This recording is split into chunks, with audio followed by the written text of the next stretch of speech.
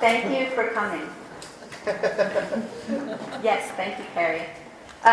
Okay, so we have a bit of a different format, including props and microphones and different chairs. And that's because, well, I guess that's because I've had a lot of really amazing experiences talking about this work with people, and I kind of have a speech that's very prepared, that sort of goes backwards from the art to the content. And I didn't want to do that this time. I wanted to unpack it differently with the audience, and I had a feeling that the audience would be a lot of friends and peers and people who had a lot of really intimate information about this project and about the project that I'm working on with Camila. Camila is, like Amanda mentioned, a curator, and she has organized a really amazing interdisciplinary residency project in Tierra del Fuego, based in Tierra del Fuego, but involving artists and researchers and practitioners from... Is this one yours or mine? That's mine. Excuse me.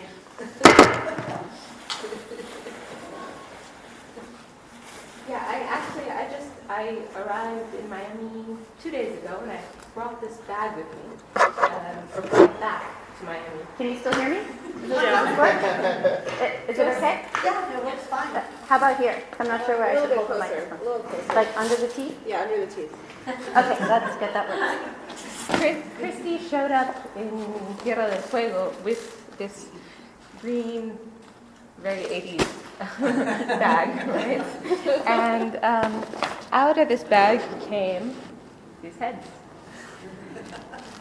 At first, I was a little terrified because after years of working together on what seemed to me like very, very serious and important research to do with big global problems in relation to conservation and environment issues and the politics around that, Christy decides to bring these soft, wearable sculptures. And she had to convince me for, I think, a very long walk in the forest why it made sense for us to play around with these. And maybe you can try and remember some of those arguments. Yeah, well, I think mainly, and the reason that we're doing this right here, right now, is that, in a way it points back to what Jean and Felice were talking about in terms of, I don't know exactly how it was written in the article that you referred to, but like rectifying the field or referring back to the field to make sure that it lines up with what you theoretically think is correct. And so we've been doing a lot of field work. And there was a lot of field work involved in making the work that we're sitting in the middle of tonight, these giant missiles. And what these two, the common threads between these beaver heads and these missiles is that they're both sort of collapsible sculptures that are empty and hollow, but they make visible something that's invisible, that's on the periphery, that's in the field. That's not in the gallery or in the space where we're theorizing. And so that, I think, was the argument that I made to Camila about why we needed to become beavers. Basically, it was this moment where we had been for almost 3 years, just in the investigation mode, in this inquiry, where we were scoping out that field and understanding all of the forces, be they physical or political or economic. And Christy decides that we need to go into this mode of taking risks by creating certain shapes, certain forms, and seeing how they lead us to new conclusions about this field, which we had been processing mostly through methodologies that are of the different disciplines that we were sort of... They were given to us by science. Exactly. And I think the risk of putting a shape of, somewhat non-native shape out in a landscape is something that is very true to Christy's work. And in my experience now that I became a beaver in the middle of the forest after having to get comfortable with that for a while, I realized that that sort of production of forms and space that are maybe not native to it really opens up not only the imagination, but it opens up a whole new set of frictions that, at least for what we've been doing with the beavers, has been really conducive, and it's allowed especially to include new publics into our discussion. And I think that's what we wanted to do also with these beaver heads today here. Maybe try and get you to question us. Right. I mean, I like this idea that this format for these artist talks is called Conversations with Artists, and this one is moderated by Camila Rambio. So I think we can start to do that now. So maybe if anyone has a question, Camila could moderate. I'll moderate. Okay. Who's a busier beaver?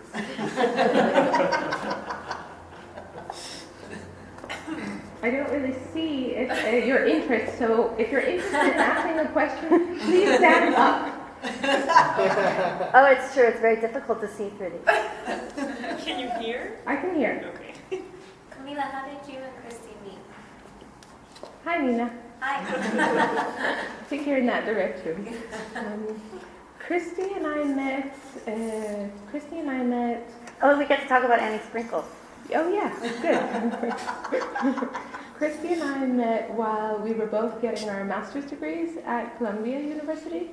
I was in the art theory department and Christy was getting her MFA, and I was lucky enough to take a course with Coco Fusco, and she decided that sort of picked me out of the crowd of art theory students to join Christy and Will Kwan, another artist, to put together a visiting artist lecture series.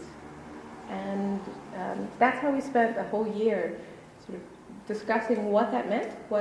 First of all, what sort of lectures we wanted to see. And it's a good question that you asked, because what we decided to do is, out of an infinite possibility of artists, we had a pretty good budget, and it was Columbia, so artists were willing to come. We decided we wanted to see or hear lectures where the artists actually used the space as a space of performance. And that's where Annie Sprinkle comes in. So Annie Sprinkle was, and I think this has to do with her other profession, she was the first person to respond to our inquiry about coming to New York to be paid to do a lecture. And she proposed that we pay her twice as much. And since she was the first person to respond, she got the first slot. And so this was our first sort of test run in the field of our idea of doing these performance lectures.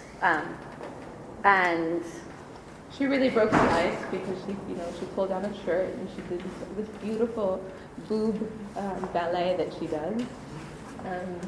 And it set the tone for the way that we related also to everybody else that we invited from then on, where we really were sort of hoping that they would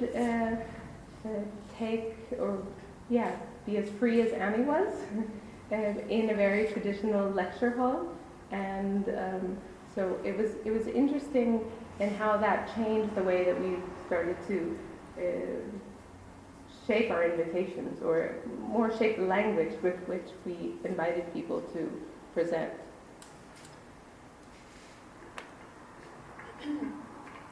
More questions? So how did the beavers relate to the rockets? Do you want to answer that, Christy, or me? I'm curious as to how you would answer that. Me, okay. How do the beavers relate to the rocket?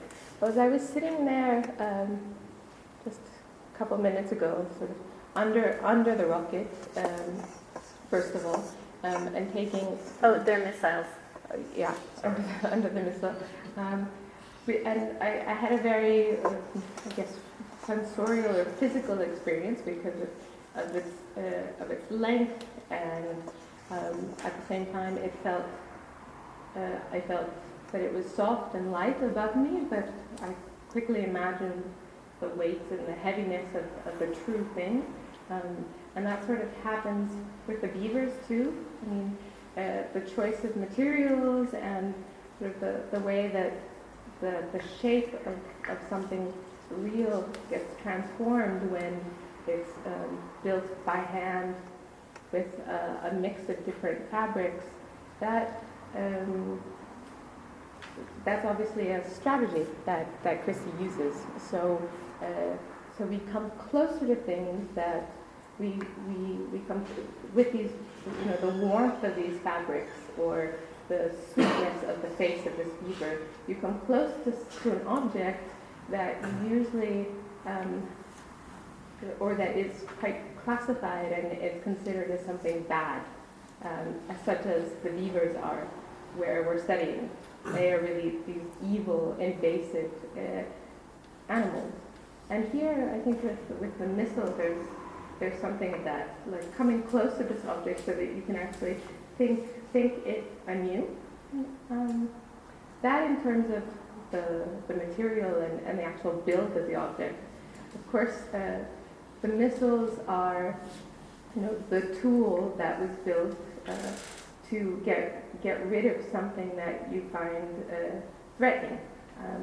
And that's a lot of what we're doing with our beaver research, has to do with looking at how humans behave when they're confronted with something that threatens their authority.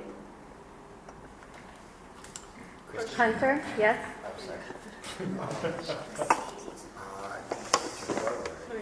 Oh. Hunter, yes. So one of the things I really like about your practice is how you sort of tease out these narratives that have been suppressed for whatever reason or from our collective memory, and then you present these narratives as objects. The rockets being one of them, the beavers being another, Batty Cave, Herbert Hoover Dyke, all of these stories which you're working with and presenting to the audience as a piece of art. While I'm familiar with the Beaver Project, I don't know if everyone in the room is, and I was wondering if we could take a step back and actually talk about the beavers, Tierra del Fuego, eating those old trees very briefly. Yeah, no problem. I can start and Camila can help me. Maybe you can start by telling how the beavers made their way down there. Yeah, that's a great idea. So during the Pinochet regime, which is right after the Second World War in Argentina, the value of the beaver pelt was immensely high, and the economy needed some help. So Pinochet contacted a beaver hunter in Canada and asked correction. Yes? It was not Pinochet. Oh, my bad. I did that again. I always do. Yeah, it was Perón. I know. Of course it was Perón. It was on the Argentinian Yeah, side. it was on the Argentinian side, and it was a completely different era. And it was in the late 40s, yeah, it was not in the late in the 40s. 70s. So Perón, I know, like, Muriel, what the hell? So Perón contacted the beaver trapper in Canada. Now I'm all embarrassed, and it's really hot inside of this beaver. But isn't it great, because you can be embarrassed and they can't really tell. No, they can tell because I said so. So this beaver trapper from Canada, from the eastern part of Canada, sent some beavers to all the way down to Ushuaia, which is in Argentinian Tierra del Fuego. So they started from Canada. They went down through like Maine and the east coast of the U.S. on a train, all the way to Miami, in fact. And at that time, the Pan Am Airlines was moving from Dinner Key, which is out by Coconut Grove, over to the airport in Miami. But the airport wasn't like totally completed. It was one of those crazy times, kind of like the port here today. So in between the rail and the ship that was going to take them through the Panama Canal and down to Argentina, the beavers had a pause in Miami.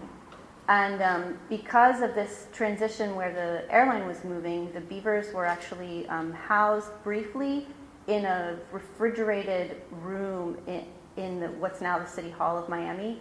And the refrigerated room was sort of adjacent to some offices, and it had an oak door. And since these are beavers and they're doing what they just do, they chewed through the oak door. And there were 8 pairs, I think, so there were 16.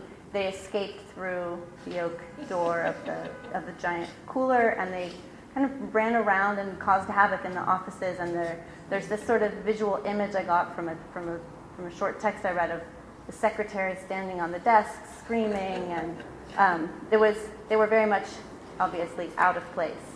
So they continued on this container ship down to Argentina, and the trapper himself wrote that he spent a lot of time in Buenos Aires, being handed a lot of pocket money by the Peronists to do whatever he wanted. I mean, this is a guy who's like making his living selling pelts, and suddenly he's got somebody giving him like hundreds of dollars just to go have a night on the town because of some beavers. It's so surreal.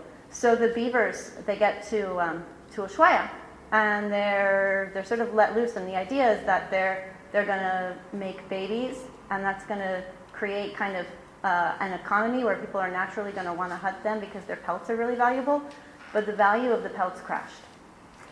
And simultaneously, there wasn't really a hunting culture they didn't import the French fur trappers from the 18th century along with the beavers. So the beavers were largely ignored and for quite a long time.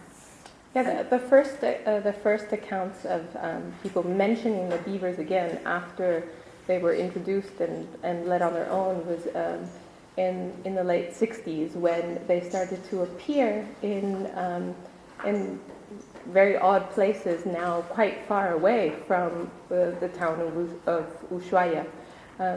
For those of you who don't quite know where Tierra del Fuego is, it's at the very, very bottom of the southern continent, and it's a big island, and it's divided in half by this very sort of ridiculous line that just cuts it straight in the middle and doesn't, of course, respect any of its natural formations, and it's half Argentinian and half Chilean. And so we actually met the son of a man who had a logging initiative on the Chilean side, who remembers his father telling the story of one of his workers coming one day to him in the mid-late 60s to say that there seemed to be tiny men in the forest who were actually sort of taking away their work, or were doing exactly what they were doing. And it took them a while to discover that these tiny men were beavers, because beavers are mostly out and about at night. They have really, really, really poor eyesight. And it's actually through their noses that they mostly are able to move around, and that's also, it's through scent that they communicate with each other. We've learned a lot about the beavers' habits and the beavers' physiognomy, and because we collaborate with a group of scientists whose objective is at first was to deal with the beaver issue, because as Christy said, these 8 or so couples of beavers that were brought down there, they have now proliferated, and there's an estimate of 100,000 beavers on the island. And because there was no predator, they have pretty much been able to do what they want and haven't been really in check. So these scientists are looking to manage the problem, but they've arrived at the conclusion that the best thing is to eradicate And they actually want to use, the modern day missile technology, which would be the drones, to go around the island looking for me. Identifying you. Yeah. With some infrared also technology to find me during the night so that they can kill me, and then they have to pull my body out of the river because otherwise I would rot the waterways. And that's the $1 million plan that both Argentina and Chile have agreed on. But right now there's nobody eager to fund that. Again, they need the 18th century French fur trappers. Yeah, so what we've been doing as sort of a collective group of interdisciplinary people interested in this problem is try and look at it from different angles. And one of the angles that Christy has brought in and that we've been trying to explore is the angle of the beaver on this issue. How do you take into account the voice of the beaver in this? And so we have been, we've done many things in that. One of the things we're doing now is through these beaver heads is to play around with giving the beaver a voice. So if anybody wants to be a beaver for a little bit, it's up for grabs.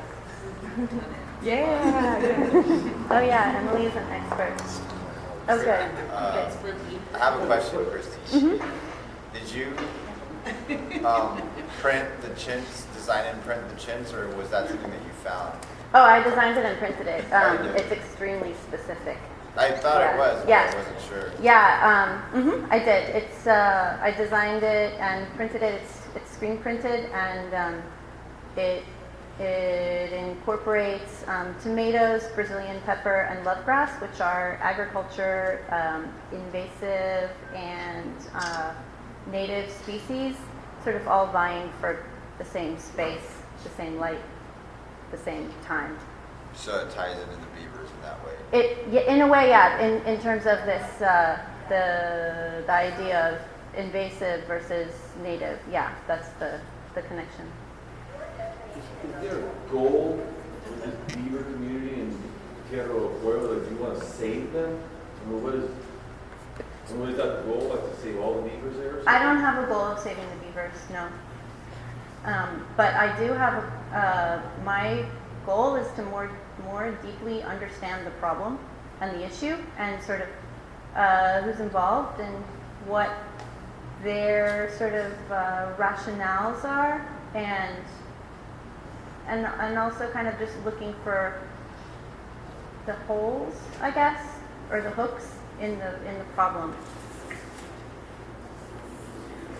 Yeah. One of the things that most strikes me about these sculptural objects is that a missile, I think, is very likely to be thought of as a masculine, phallic object.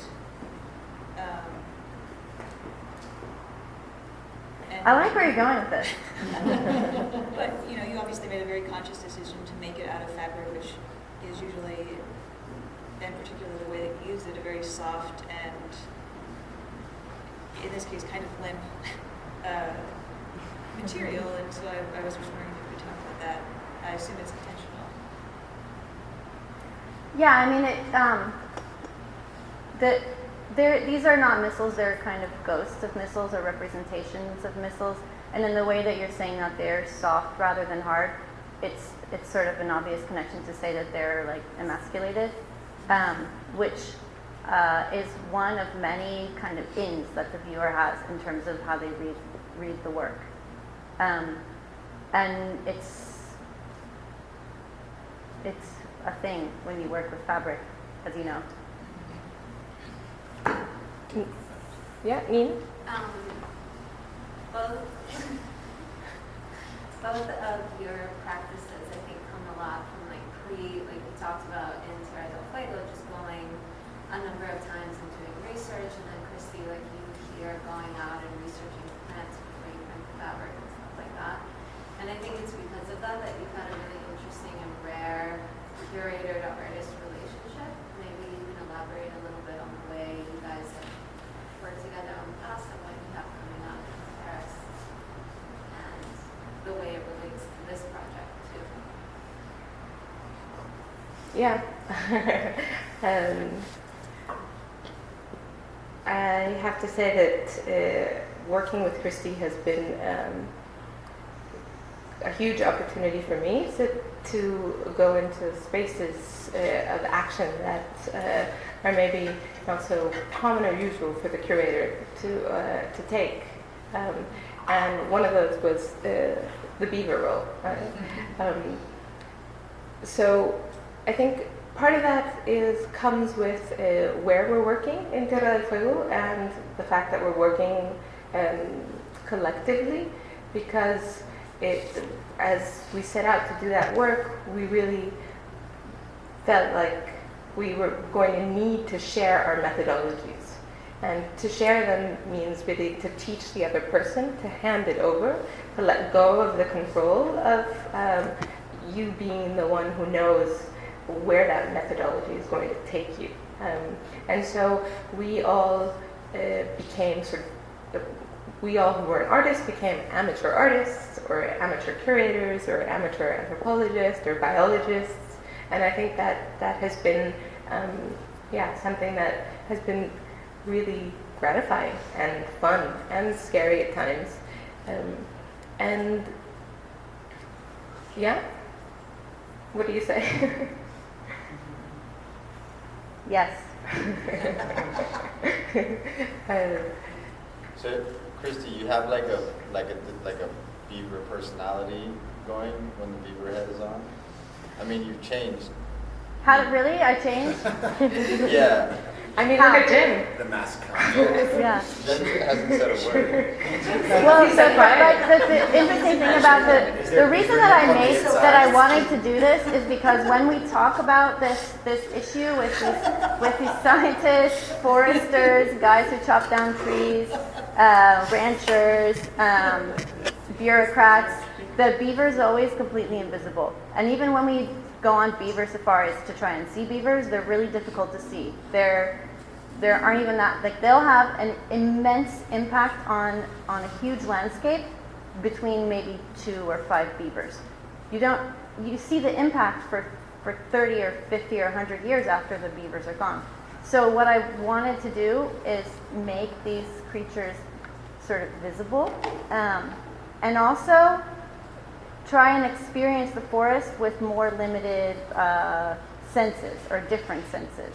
So I think I probably did change when I put this on because I can hardly see anything, and it's really hot in here, and I know everyone's looking at me. I have a question. Yes?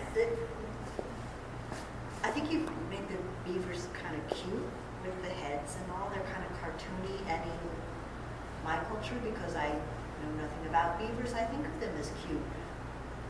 In Tierra del Fuego, are they seen differently? Are they seen as a threat? And They are, but you do see them portrayed quite cutely. Ah. It's the only way to portray a beaver. It has these I big know. teeth and a big fat bottom. But they're considered a plague, and they're talked about as a plague. A cute play. I think. I'm wondering if making them a cartoon somehow or another changes the way people see them in Tierra del Fuego or not? Not the scientists. The scientists were quite appalled by their cuteness when we presented this in Tierra del Fuego. They were appalled right after they laughed for about 15 minutes, which is what we wanted to happen. Really. And then they all wanted to have their pictures taken inside of the beaver costume. Even the most sciencey scientist. Except for the most sciencey scientist. I don't think he had his picture made, did he? No. No. But his That would set a bad did. precedent. Yeah. So it was all the same picture, essentially. Yeah. Who was who? Yeah. Yeah.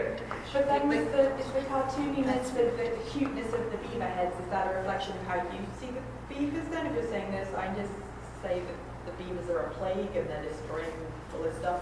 I mean, did you just make them cartoony because that's how they're represented there, or? I guess you could have done them with red eyes and vicious teeth full of wood chips and... Yeah, no, I just made them the way I wanted to make them. Okay.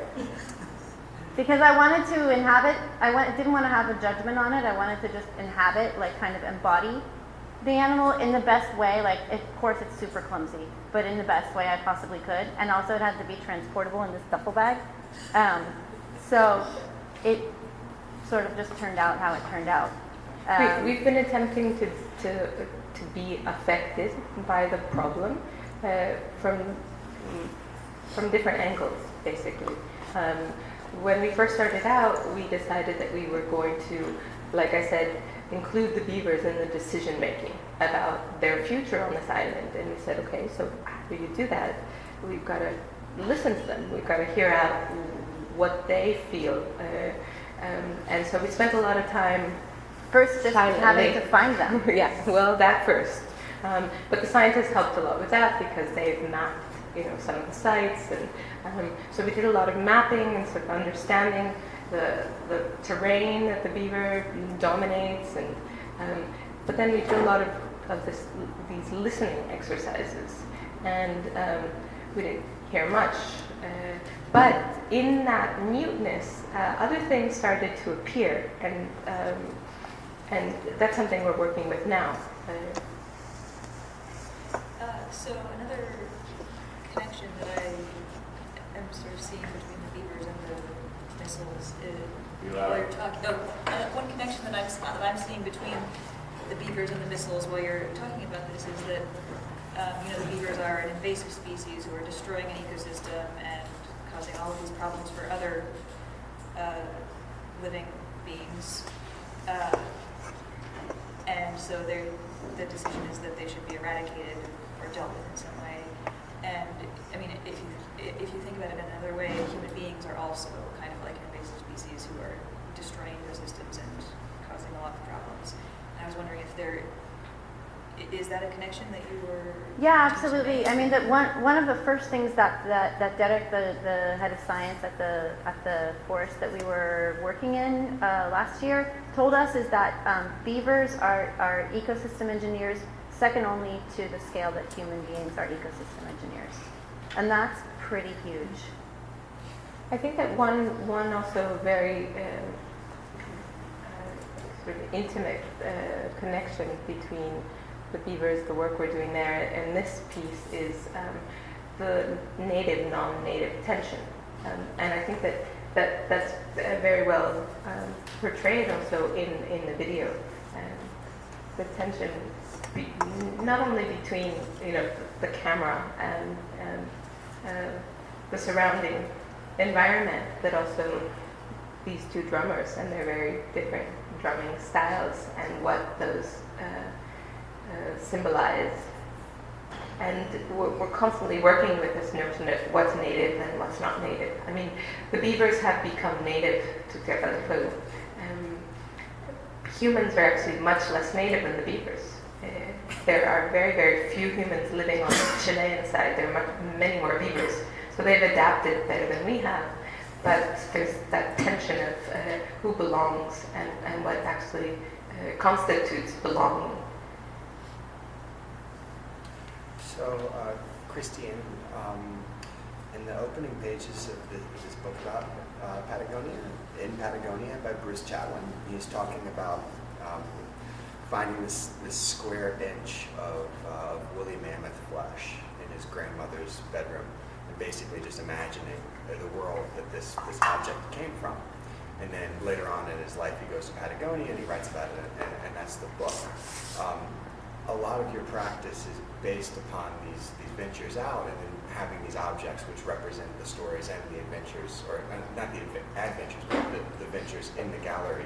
And sometimes the materials you use have a very close relationship with that. Like in the show you did at Gallery Diet a few years back, Out of Place. It was perhaps a burlap sack, but recreated out of burlap. But at other times, like with these rockets, you're recreating nuclear warheads out of fabric. And I was just wondering how you see your relationship to actual sculptural materials evolving as your practice expands and going on. Are you going to continue to use fabric first and foremost, or are you going to perhaps consider other alleyways or avenues or what? Thanks, Hunter. That's a great question. I don't know exactly what I'll do in terms of like a few years down the line, but I feel like there's really a lot more that can be said or done with textiles, and I have a lot of ideas. So yeah, but also a lot of other things, like strange performances that I haven't planned out very well. Surrounded in textiles. Indeed, with friends.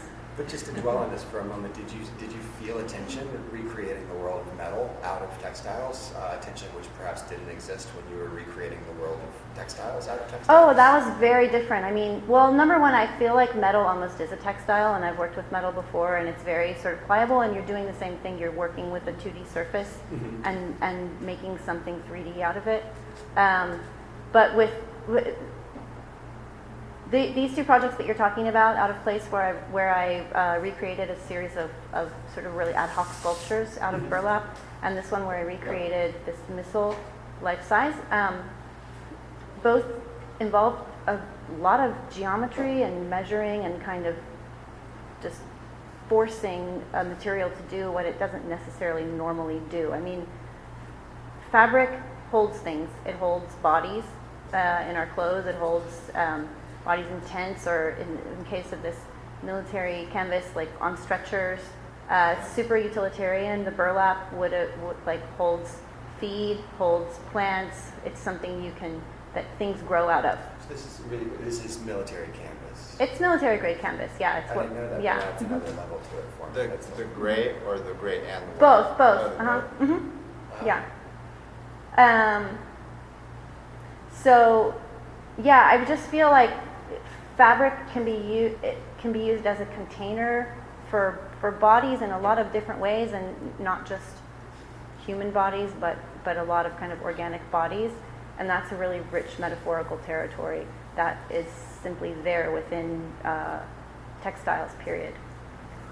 And I've also heard you mention when you talk about why you use textiles, is there, well, you can put them in a bag and bring them with you on the plane, and there's Oh yeah, these two sculptures fit in the back of my car, and I can still see out the back window when I collapse them.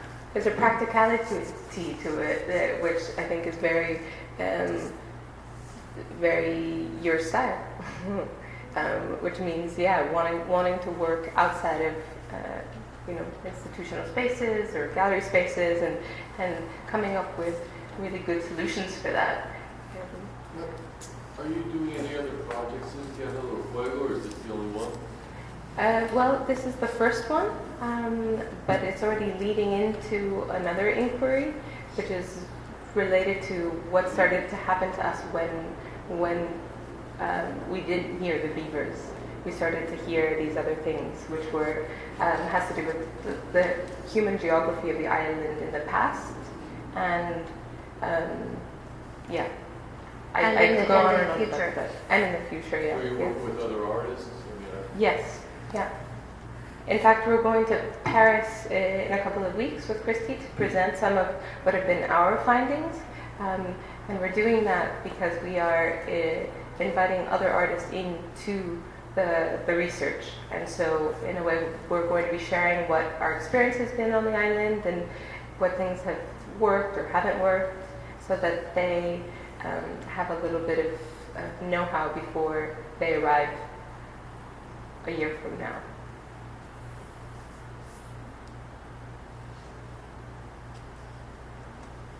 George, would you like to try this beaver head on? George? George, that's the only time we've been mistaken. Oh, would you like to try it on, Nina? Yeah. I think you should, actually. There's No, a I think Eddie is who you're pointing yeah, at. yeah. I wasn't pointing at anyone. I was looking at it with my interior eyes. I'll try on the beaver head. Oh, thank you. That's okay. Yeah. Stand up.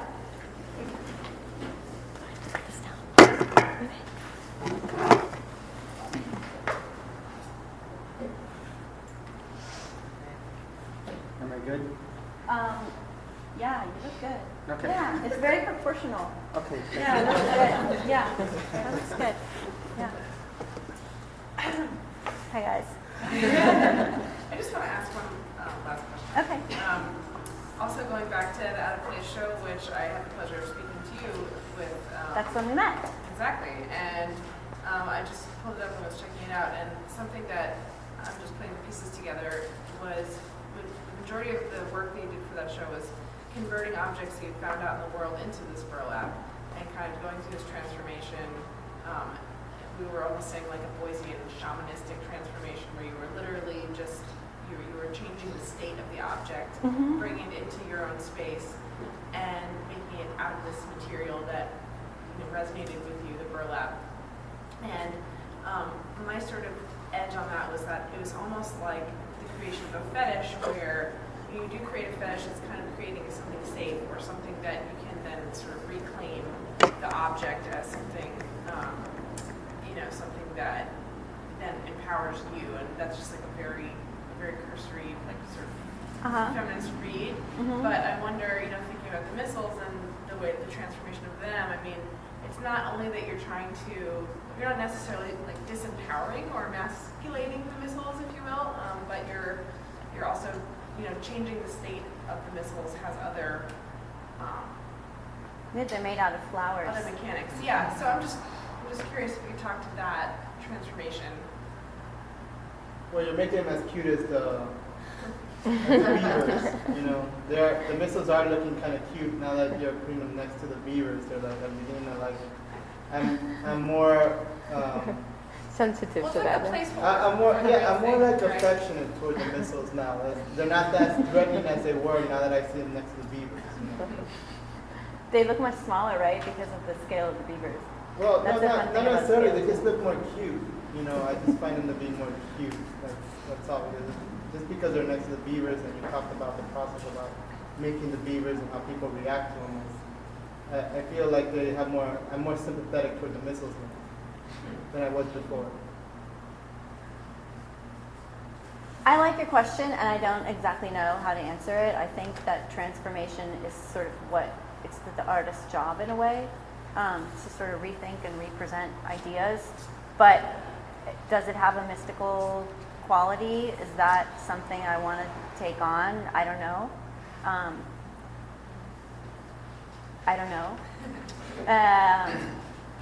But there's something to your question for sure. Well, nobody brought up the video, which is pretty mystical in its own way, right? Tell me about it. Please. Do I have to put the head on? Yeah. Do I have to? I don't want to. You got the buck-tooth one. I don't know, I guess it just feels like, it's like, like a formal key to the show or like to some of the other ideas. And it's so pared down and simple, right? And it's like this clock thing almost going on.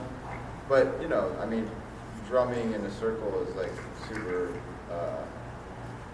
spiritual kind of format, right? It's ritualistic. Ritualistic, that's the word I was looking for. Yeah. So I don't know, did you see it as like kind of like a little key or like an entry hole or like main entryway? Definitely. That's why I blocked off the rest of the show with it, and I made the screen so that the video is visible on both parts, so that you're sort of metaphorically walking through the forest. It's like a portal or something, a circular portal. Yeah, and I was thinking of. I felt that the video, in order for it to work, needed to be highly structured, and that's why I worked with the structure of sort of the second hand of the clock. So the camera is rotating clockwise. The camera is the clock. So that refers sort of to the countdown to nuclear annihilation that we were dealing with in the Cold War, but also to the drum circle. So, yeah, it's the key for sure. And also, it's a similar thing to making the missile visible and making the beaver visible. I wanted to make the forest visible, and the forest is something that was so completely endemic to where we're standing right now, to the what's it called, the Atlantic Coastal Ridge, It was what was here in pre-Columbian times, and it was what was here when Flagler put in the railroad, and it was what was here when Locust Projects when this building was built, and it's right there on the ceiling, and we hardly ever see it. It's super rare. There's some little pieces of it around, and I sort of in a way thrive on structure, and so I wanted to make a structure so that I would structurally spend time in the forest and sort of think about it and experience it and soak it in and understand it and represent it. Along those lines, Christy, would you maybe talk about a kind of timelessness that I think exists in your work? Like with all of these projects you talk about, like you just went through this timeline from like pre-history to the ceiling being put on this building in like 1970 or whenever it was built. And with the Beavers, you did the same kind of thing, but went through like pandemics. Oh, timelines are big for me, but the reason that I wanted to do this talk with these beaver heads and kind of do this transformational conversation is because I got bored of going through the timeline over and over again. And I feel like it's a shortcoming on my part that, okay, so here's this big work, it's very sculptural, it engages with a lot of ideas. Why do I always start with the timeline when I talk about it? So can you tell me more about what you mean by timelessness? Well, like Nick was saying, the idea of a portal, and when you watch the video, you kind of have this feeling that there's timelessness in it, that this could be happening like during many hundreds of years. And there's no, it's like a kind of fantastical notion of the space where these different characters interact against one another. Without the restriction of a timeline, kind of like in the way that Herbert Hoover Dyke is. That's so circular. Well, it's like the character is very specifically from a moment in time. Mm-hmm. The building is very specific from a moment in time. The technology that you're using to display it, but then it all kind of mixes together in this melting pot of the video. You use it in this way to be like a. So it collapses time. Yeah. In a way. Oh, that's nice. Thanks. But at the same time, in this video, I feel a sort of urgency, a sort of something that's sort of like a duel, where these people are walking and then they face each other, and we're sort of at that moment of which could be a revelation or it could be absolute doom. Maybe ahistorical is better. Like it's not in a particular history, because there is the tension of a moment that's happening, which is, I think, what you're talking about, but not the feeling of like it's 1904, where it's like specifically historic to this one moment. It could be that duel, but the duel is happening across.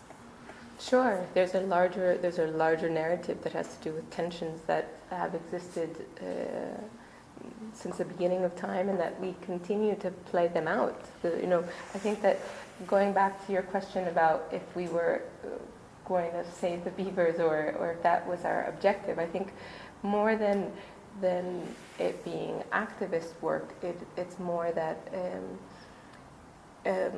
we walked upon a situation occurring on an island that allows us to sort of look and think about global issues, but in not necessarily a case study, but in a very real situation that sort of sums up many of the forces and powers that are competing everywhere, and we get to work on that on an island. Islands have that special quality.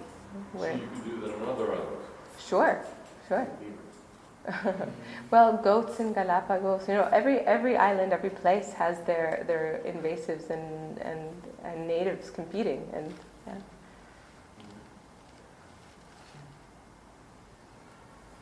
But there's never an interest to affect it. It's not even diagnostic, really. It's more like. The diagnostics are definitely happening. There are a lot of mechanisms in place through the Forestry Service, through the science programs at these different national parks that we're working with, And those are very much sort of influencing how we understand the problem. But the impetus for the entire project was Camila's visit to this World Wildlife Conservation Society forest, the one that had the actual mandate to get rid of all the beavers, and this sort of openness within their directorship to incorporate ideas from the humanities into their investigation. And I think what's interesting is that their investigation and their sort of findings on how to deal with this invasive species problem, they're trying to make a model that can be applied to other islands globally forever. And so this is a super broad project, right? Like trying to make a replicable model for invasive species management. And since it's so broad, I think it warrants a lot of sort of speculation from different angles. And so besides what we're doing, there's a just enormous amount of work being done by people who have super different perspectives on whether to eliminate every beaver, why, how. There are economic factors in terms of who's working on the project, and the whole thing sort of deserves introspection. It's a very interesting process. So in fact, what we offered them to begin with was to have another parallel line. As Christy said, there are all of these lines of investigation into this problem, and what we thought was missing and was needed was a line that was useless. Yeah.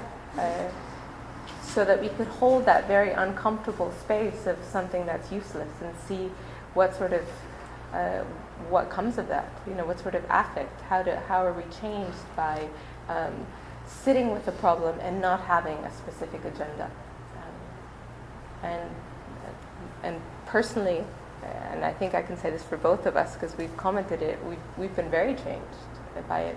And just now we're starting to creep out of the personal experience and hoping that we can expand that. And that doesn't necessarily mean taking people there at all. You know, it maybe means more playing around with certain instruments that have led us to be changed by this problem. To avoid it from becoming useful? To avoid the problem? Oh, yeah. I have a question. Yes? Judging by the discussion you've had, overall, the entire discussion is you're not interested in having so much as an activist role as far as the work you're creating with Christy Gast and, of course, the curatorial practice. But more of an exercise of trying to understand the situation that's been created given the circumstances of invasive species. And I'm more curious to know, as far as the example of me being the beaver, what kind of foundings you've done based on your research, and what to do, or is it still a gray area for you? Because again, this is not like it's come from an activist role, but it seems to your approach has evolved into more like understanding of the dynamic situation that's been created based on this invasive species. It's more like a question of what conclusions have you come across with so far, given the fact that you're taking this bigger view of the entire situation. It's not as rigid as you initially probably what led you to just explore the existence of me as a beaver. In reference to the beaver, not necessarily the missiles. I mean, that's a whole nother. Well, I think just recently, or what I was mentioning, just recently, we've come to understand that perhaps the one of the factors that led to the beavers being able to overrun this island and in a way completely change the and endanger the biodiversity of the island is the fact that not only that there was no predators, but that there was no hunting culture, and there was no hunting culture when the beavers arrived, because the hunter-gatherers that lived on the island had been also eradicated by the first colonizers who had come to the island. And so we've started sort of pushing back into history and understanding that a series of eradications or genocides that occurred on the island continue to shape the way that decisions are being made on this island. And so we're now moving into sort of areas of ethics that have much more to do with looking at human responsibility and memory in regards to sort of contingent problems. And I would like to add that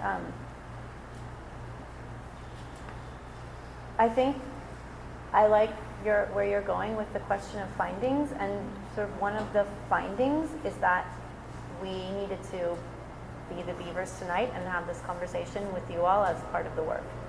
That it's not something that we just do when we're in Tierra del Fuego talking to scientists and people who live there, but sort of we can embody whenever we talk about the project and sort of be the work. And is that an activist practice? I don't know. Wearing a beaver suit talking to scientists, I think it is. What about wearing a beaver suit talking to artists? And that's an activist practice. Is it an activist practice? Yeah, I mean, we have tapped into a lot of sort of aesthetics of the oppressed and looking to give voice to the voice that isn't heard, and we use that. That empowers us in ways, and then we throw ourselves into that space. And so here we are. You guys are the work tonight. Thank you. Thanks.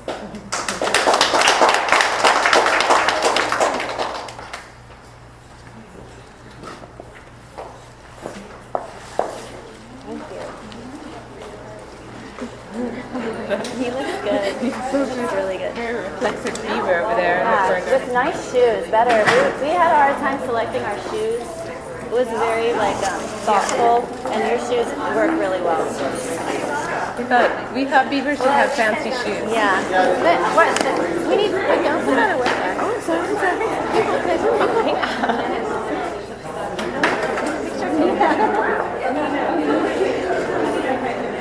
Oh, okay.